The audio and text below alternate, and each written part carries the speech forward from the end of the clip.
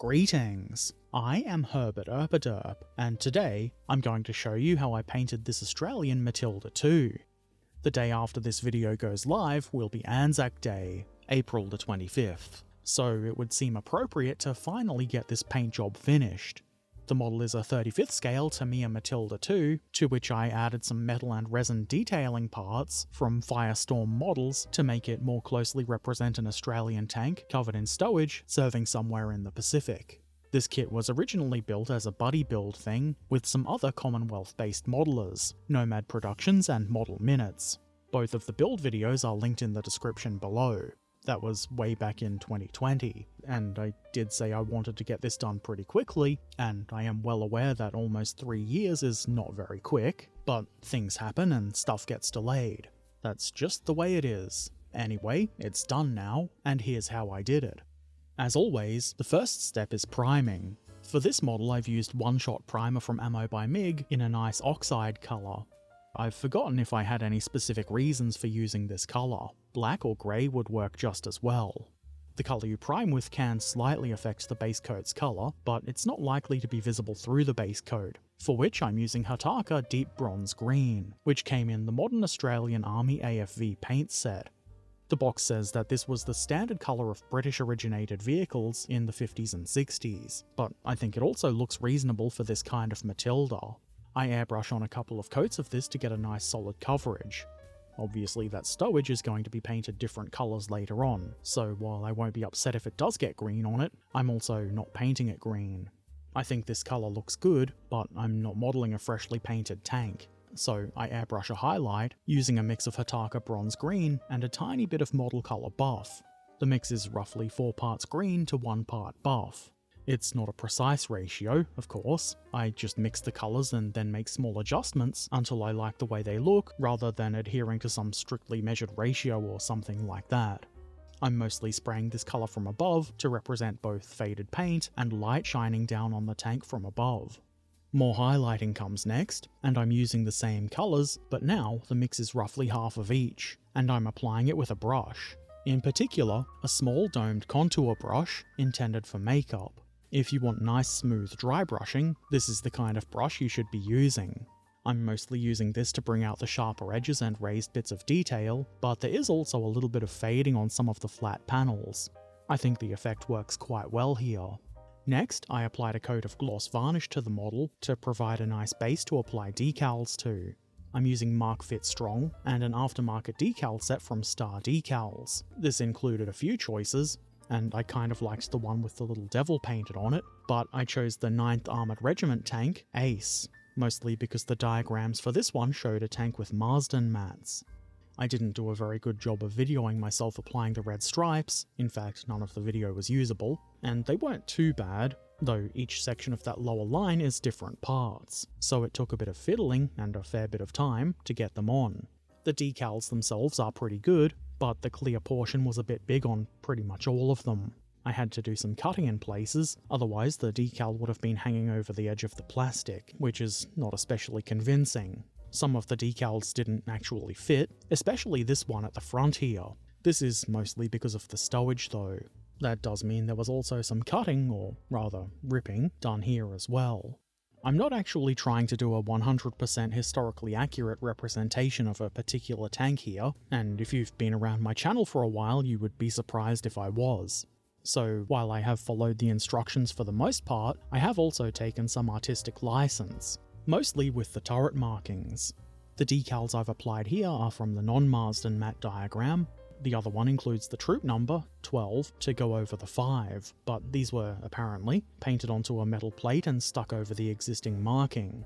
I didn't really feel like going to the effort of representing that, so I didn't. I'm sure the historical accuracy police are going to pay me yet another visit. Chipping comes next, and for this, surprise surprise, I'm using chipping colour from Camo by MIG. I feel like this colour works exceptionally well over greens, though I have been using it on pretty much everything I've painted for a while now. If you've seen one of my painting videos, you'll have seen this technique before. It's nothing special and it is quite simple, but it's also rather effective. I use a piece of artist sponge, though just about any similar spongy foam will do. I remove most of the colour from it, almost like a dry brushing, except instead of brushing, I dab the colour on in an up and down motion, being careful not to drag it across the model. It is easy to do, but it's also easy to go overboard, which I think I have, once again, done here. But it's only a little bit overboard, and it's a little bit less obvious over darker colours anyway. Usually I would follow the sponge with the same colour on a fine brush to add some scratches and little spots of chipping to areas the sponge can't reach, but this time I've decided to wait until after the stowage was painted. Tracks come next, and I painted these with Ammo by MIG Rust tracks, which is pretty good if you want rusty tracks. I can't believe it! This is, as usual, pretty simple. I apply the colour to the tracks, and do my best to avoid painting the parts that aren't tracks. I almost forgot about the upper run of tracks that you can see through the openings in the skirting, but I didn't forget, so go me. I try to get a good coverage on all of the visible bits of track, so I do paint down the inside of the tracks at the front and rear, but only so far as it can be seen.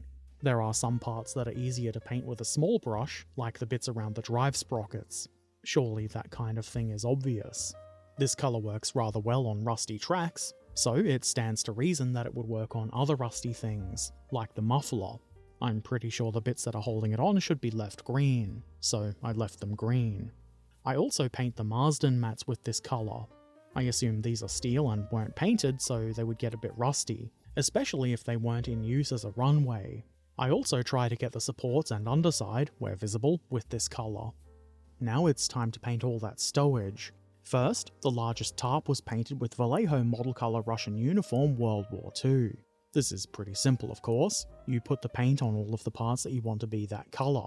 That's usually how painting works. I also use this colour on some of the rolls. This one here, the tarps in the boxes at the front of the tank, and the big rolls on the left side of the turret. I have no particular reason for using this colour on these things, I just figured it would look interesting, and I don't have the inclination to spend hours researching colours for tarps that some folks might. I follow this with a light dry brushing, using a mix of roughly 2 parts Russian Uniform to 1 part buff, being careful to avoid putting this where I don't want it. I figured it would be kind of boring to have all of the tarps and rolls be the same colour, so I painted some of them with Vallejo model colour German Fieldgrey World War II. Instead of immediately following this with a dry brushing, I applied another base coat to the remaining rolls, the ones that look a bit more messily rolled up. Initially I used model colour Middlestonexx on these. I figured, why not? It is quite a bit different to the other colours, and once I started applying it I didn't really like it, but I figured why not let it sit for a bit and see if it grew on me.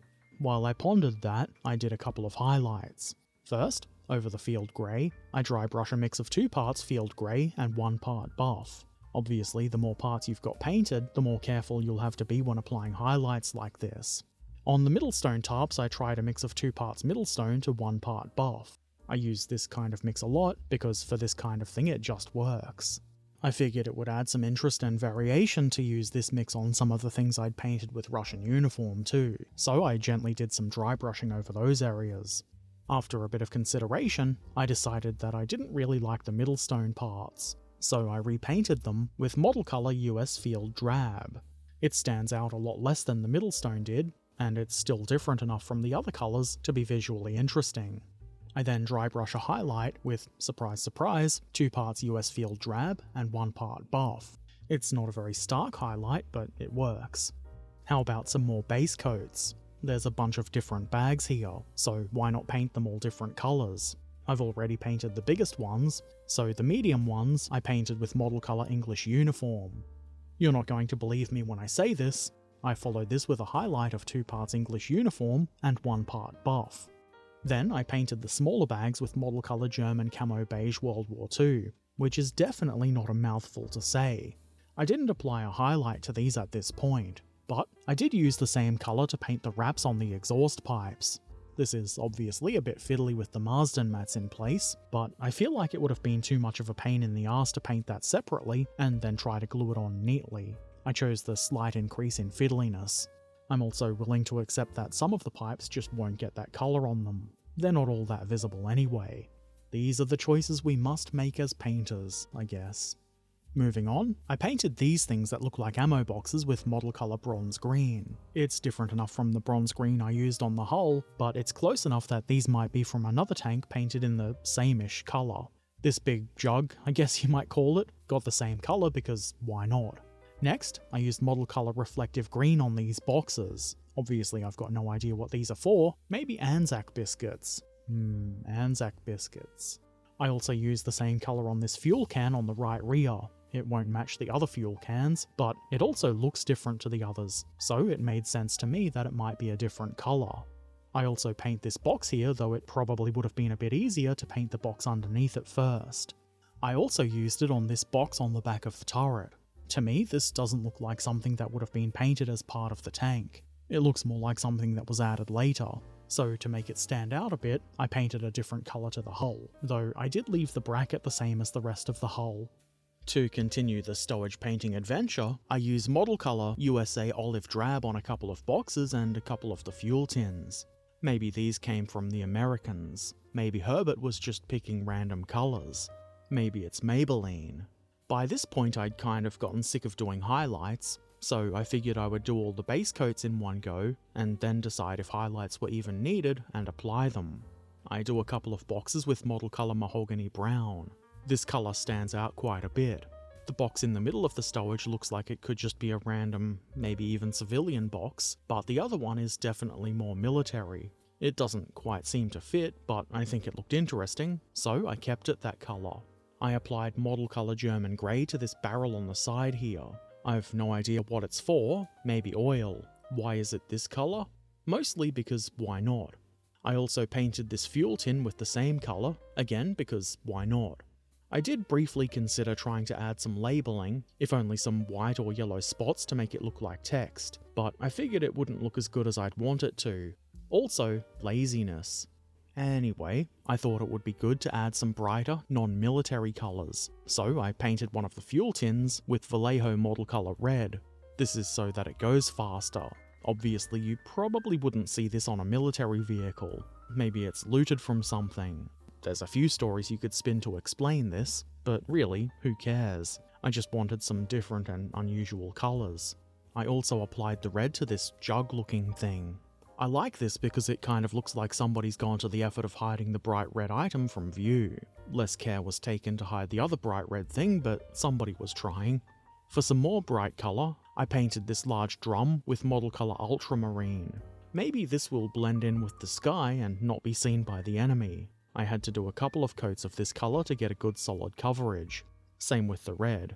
Anyway, that's almost everything base coated, so now it's time for a few highlights on the more prominent pieces of stowage. All the colours here are 2 parts of whatever the base colour is, and 1 part buff. It just seemed kind of tedious to mention every single one of them. Obviously, I'm being careful at this point to avoid getting colours where I don't want them, so it was a bit time consuming, but probably worth it. It was at this point I realised I'd forgotten the vise on the front right side of the hull, and that just won't do. I painted the main body of this with Vallejo Model Air Blue. It's a nice dark blue that looks close to the colour of pretty much every vise I remember seeing in my life. It would probably be a bit more realistic to leave it the colour of the hull, but the blue looks more interesting. I dry brushed a highlight with a mix of roughly 1 part Model Air Blue and 1 part Model Colour Ultramarine, but I didn't feel like this was quite enough, so I did another slightly lighter dry brushing with Ultramarine by itself. For the non-blue parts of the vise, I bust out the Scale 75 Black Metal. I really like this colour for the more dull but still shiny metal objects. I apply this to the handle and grippy bits of the vise. It also goes on top of the bit that slides in and out, whatever that's called. The slidey boy.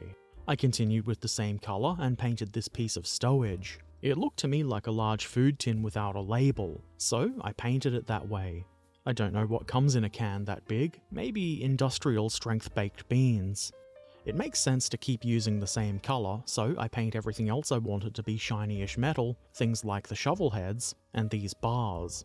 This colour is certainly a lot shinier and brighter than is really ideal for these things, but it can and will be made darker with washes later on.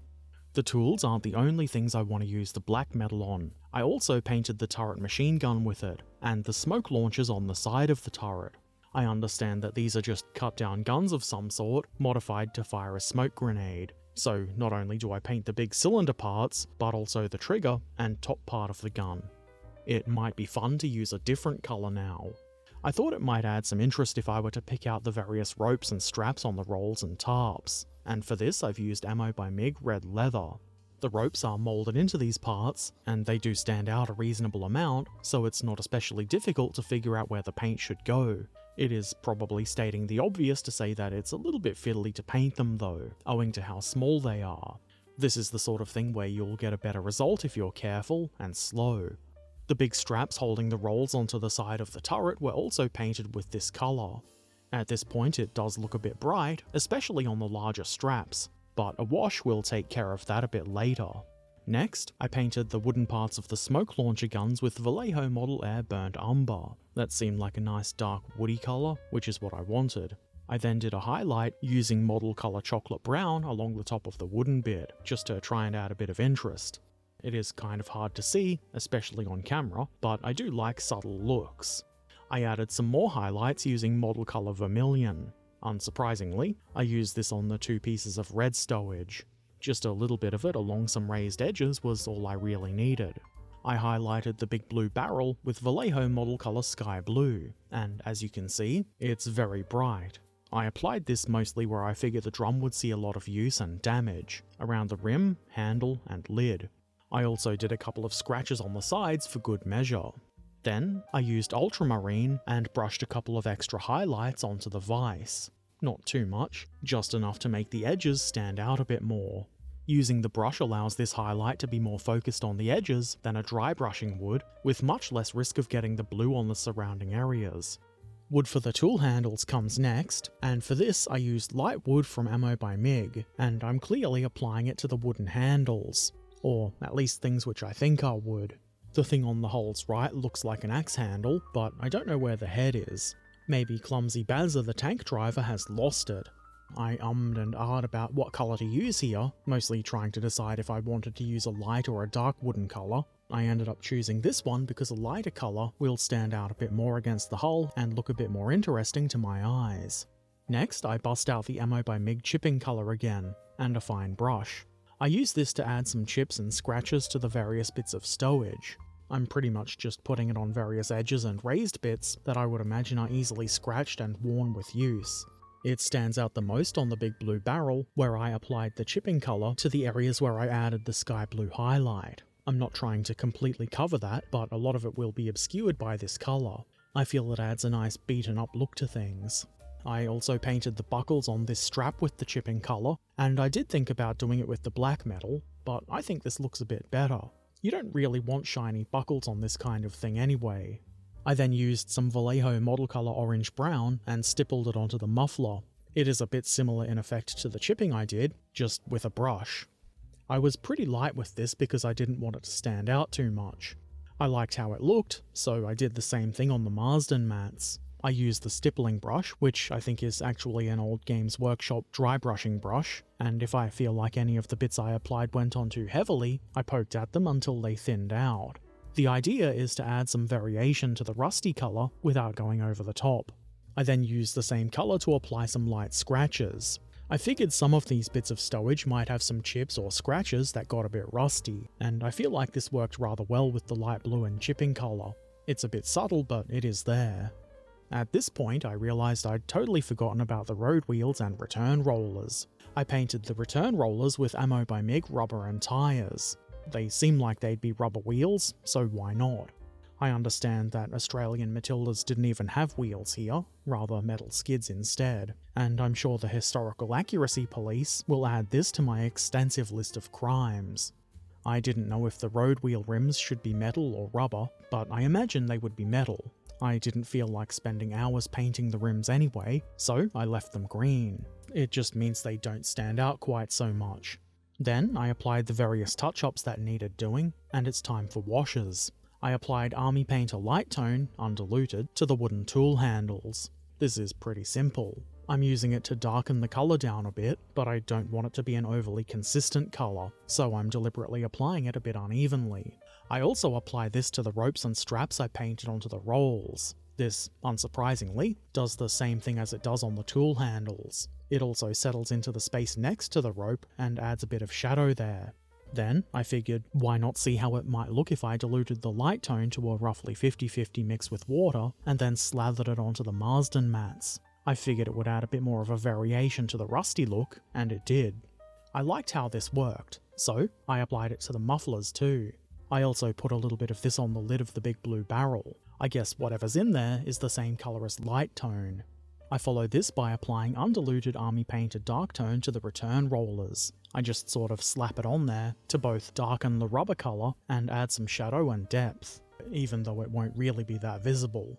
I then diluted the dark tone to a mix of roughly 50-50 with water and began applying it to the metal tool parts. I did the shovels and then figured it wasn't really dark enough, so I switched back to undiluted dark tone and did the rest of the tools, as well as pretty much everything else I'd painted with black metal, including the smoke grenade launchers on the side of the turret.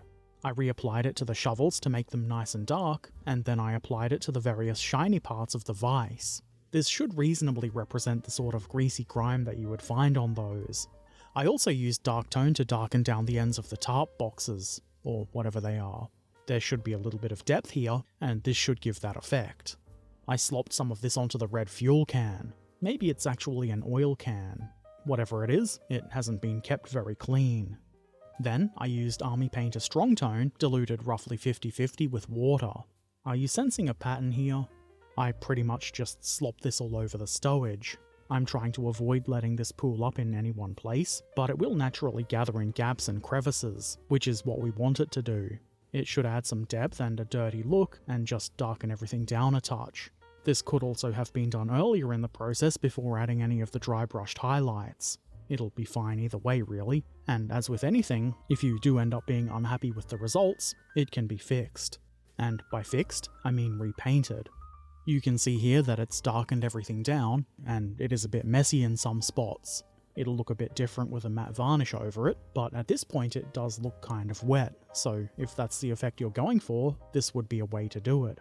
I felt like it would be a good idea to reapply some of the highlights I'd already done, mainly the Russian uniform and buff mix on the big tarps, and the US Field Drab and buff mix on those rolls. I'm not overly worried if I get little spots of this on the surrounding bits, but I am trying to avoid too much of that.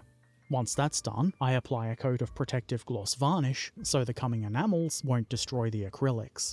I don't plan on doing much with the enamels, but I do like this track wash from MIG Productions. I diluted this roughly 50-50 with white spirits, and as you can see, I'm roughly slopping it onto the tracks, including the upper run of tracks, while also trying not to slop it onto the green bits. However, if you do get this where you don't want it, it's easy to remove. You just take a clean, or cleanish brush, and wipe away the unwanted colour. You can either totally remove it, or thin it out and blend it in, and use it as a dirt or stain effect. I applied this to the muffler as well, though it was a little bit too heavy for my liking, so I went back and applied a bit more thinner to it, so it thinned out. That is, after all, why they call it thinner. Then I apply a couple of spots of MIG Productions light rust effects, but not too much. I then come back with some clean thinner and sort of blend it into the still wet track wash. It's kind of subtle, and maybe a few too many steps for the muffler, but I liked the way it's ended up looking, so it was probably worth it. I did a similar application of the light rust effects on the Marston mats, but I didn't use any track wash here because I wanted it to look a bit different. This is just a matter of applying small bits of the rust, then using thinner to blend it in and thin it out. Then, I used MIG Productions Brown for dark green filter, and instead of using it like a filter, I did a kind of pin wash with it. By which I mean, I'm putting it in various holes and gaps and corners and such, anywhere that I think might be a little bit darker or greasy and grimy. All of these holes and panel lines on the sides of the hull are a good candidate for this. Any bits I don't want on the flat surfaces are of course easily removed with a brush with clean thinner. Keep a lot of thinner on the brush if you want to thin it out and spread it, or remove most of the thinner if you just want to remove the colour from a particular spot. Simple. I'm doing this pretty much all over the tank. I didn't apply any to the stowage because it's kind of already been done with the acrylic washes, so it would be kind of redundant and not really worth doing. I let the enamels dry for an appropriate time, and then apply another coat of gloss varnish to stop them from being reactivated. I used some MIG Productions Subtle Dirt to apply some dirt in a subtle way. A tank like this would probably often be seen absolutely caked in mud, and I do often say you can hide mistakes with mud, though I don't think I've made any mistakes here. I'm not going for the super muddy look though, partly because I don't really have anything suitable on hand for mud, and I wanted to get this finished for ANZAC Day, but mostly because I just didn't really want to. I think the running gear looks interesting, and I like being able to see it. I applied the subtle dirt fairly heavily to the lower areas of the tank, though it is pretty thin so it does what it's supposed to do, which is look subtle. To try and make it a bit more convincing, I brush it in downward strokes and try to avoid letting it pool up too much, especially on vertical flat surfaces. My idea is that this tank is possibly at a base and has been cleaned recently, at least a little bit, and not yet driven through too much mud. It's been loaded with supplies, and will probably become much more filthy in the near future. Next, I thought it might make sense to add some MIG Productions oil and grease stains. I add this around the fuel hole on the external fuel tank, and then I streak it down both the front and rear. I also thought it might be fun to add a spill from the red fuel or oil or whatever it is tin. Maybe it's got a bullet hole in it, or maybe somebody didn't put the lid on properly. Whatever the cause, it's leaked onto the hull and down the side of the tank. I really enjoy small touches like this that add a bit of visual storytelling. Anyway, that's about all the weathering I'm going to do. So, I applied a coat of Camo Lucky Matte Varnish, which lightens the colours a bit, and obviously makes everything nice and matte. The final touch is the lens in the searchlight on the turret, for which I've used my Molotow liquid chrome pen, and with that, my 35th scale Australian Matilda tank, loaded up with stowage and ready to trundle off into the jungle, is now completed. Finally. I'm pretty happy with how things have turned out. There are things I feel like I could have done better if I were to do it again, and I guess that's kind of normal. I'm never 100% happy with anything I paint, and there's always room to improve or try new things. Painting all that stowage on the back of the tank took a fair bit of time, though nothing outrageous, all things considered, though definitely far more than just painting the tank by itself would take. But I did enjoy it because, well, it's something a bit different, isn't it? I used a lot of different colours here, and I'm a little concerned I might not be able to list them all in the description before I run out of characters. Anyway, in my mind it made sense to use so many different colours. It's not standard equipment on the tank, rather it's a whole bunch of random things that needed to be moved and have been thrown up onto the tank for transport. Using a wide variety of colours makes it a bit more interesting to look at least for me, and it is my model so I'm the one who it should look interesting for. The decals I used, from Star Decals, were pretty good, though, as I mentioned, the clear surrounding parts of the decals were a bit big, and in some places they didn't perfectly conform to the model. In particular, the rivets along the sides of the hull were a bit of a problem for the red stripes, and while I was applying them I thought maybe it would have been a bit better to paint them on. I don't think I saved any time using decals here, which, at least in my mind, is one of the main reasons for using decals on things like this. But they've turned out pretty decent in the end, so I can't complain too much. I guess I don't really have a whole lot to say here that I haven't said already in the video, or that you can't see with your own eyes. I don't think any of the techniques or paints I've used here are anything special or new or groundbreaking, but they don't have to be. That's not the point of the video. I think I got a good result, and it's something I'm happy to look at. And while I'm not an especially nationalistic person, it is nice to have something that represents Australian forces, being that I'm from Australia. As always, if you are thinking of painting something similar to this, and you want some ideas for colours, there's a list of the paints I've used in the description below. If you've got any questions or comments, feel free to put them in the comments section below. If you've painted your own Matilda, or any other cool models and you want to share, why not drop by our friendly Discord community and show us some pictures? We would love to see what you've done. Be sure to subscribe and click the bell here on YouTube to see more of my modelling related shenanigans. And if you want to see my videos a bit early, before there's any ads, consider becoming a patron. 9 out of 10 dentists probably recommend it. You can find links to Patreon and all of my other things like Discord and social media in the description below. Take care of yourselves, be excellent to each other, and thanks for watching. Farewell.